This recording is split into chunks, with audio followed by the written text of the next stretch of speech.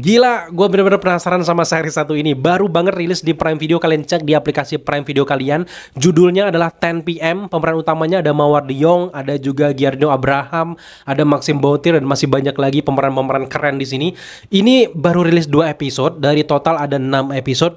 Nah, yang bikin gue kesel dan gergetan adalah karena mereka baru rilis 2 episode, dan 2 episode ini ceritanya tuh kayak potongan puzzle yang masih berantakan. Kalau kita nggak nonton episode 3, 4, 5, 6 itu kita bakal stres deh kayaknya, karena memang cerita yang disuguhkan menarik. Nah, 10 PM ini kabarnya memang diadaptasi dari webtoon yang sangat terkenal. Sebagai orang yang nggak baca webtoonnya, gue melihat seriesnya sebagai ide yang fresh, ceritanya keren, karakternya juga enak banget diikuti, karena sepanjang 2 episode ini development karakternya tuh ngena banget. Terutama di sini fokus utama dari 2 episode ini terjadi di karakter Fiska yang diperankan oleh Mawar De Jong. Dia ini punya kekuatan indigo, punya traumatis, punya bullying, punya kayak pelecehan seksual dari zaman dia SMA, kayak diperalat laki-laki. Di sini juga ada karakter lain. Kenapa judulnya 10 PM? Ternyata series ini mengangkat cerita sebuah program radio yang dibawakan oleh seorang pria yang bernama Arvino, yang mulainya setiap jam 10 malam di malam Jumat juga. Bayangkan, meskipun ini siaran radio, walaupun di sekelilingnya nggak ada radio, gue herannya tuh orangnya bisa dengar siaran tersebut karena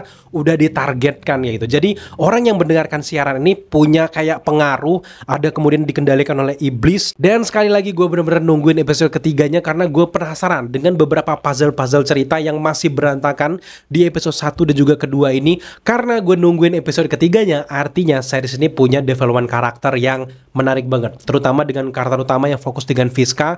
Di 2 episode pertama ini mereka bener-bener membuat karakter ini enak banget untuk diikuti. Mulai dari dia di kamar kosan dekat si cabul itu, pindah lagi ke asrama para pekerja kesehatan itu. Yang bikin gue penasaran juga adalah karakter penyiar radio yang bernama Arvino tersebut, karena dia yang mempengaruhi orang kan, tapi setelah dia siaran tiba-tiba dia ada yang menyiksa sosok iblis yang sangat ganas, kayak seolah-olah dia tersandra dari kakinya aja tuh kayak dirantai. Nah, gue menduga bahwa di episode 3, 4, 5, 6 itu kita akan melihat bagaimana usaha dari Arvino, kemudian juga si Fiska, kemudian juga dengan Chandra ini untuk keluar dari jerat-jerat iblis yang bernama Asmodeus tersebut. Itu yang bikin gue penasaran gitu. Yang paling gue suka juga dari series ini adalah sinematiknya, tone warnanya. Lagi-lagi series ini kayak berasa film yang dipecah menjadi 6 episode.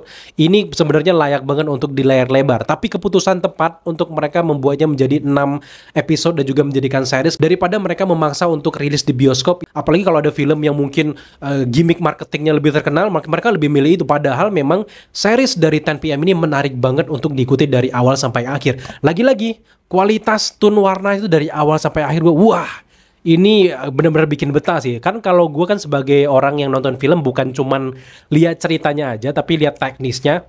Dari episode 1 sampai 2 itu lumayan minim banget miss-nya. Dari tone warna tuh konsisten dari episode 1 sampai 2. Termasuk juga dengan sound design dari sepanjang episode ini gue suka banget. Ya, ciri khas dari film-film horor ya gitu, karena memang momen jump scare ding ding ding ding ding ding bah, deng deng deng deng deng deng bah, itu dapat banget. Memang ciri khas horor seperti itu. Harus gue akui bahwa series ini agak sedikit berbeda nih dengan series-series horor kebanyakan yang udah dirilis, karena ceritanya kayak anti mainstream, dimana memang cerita utama itu memfokuskan seorang anak perempuan yang indigo kan, yang udah banyak lah di cerita-cerita series ataupun film.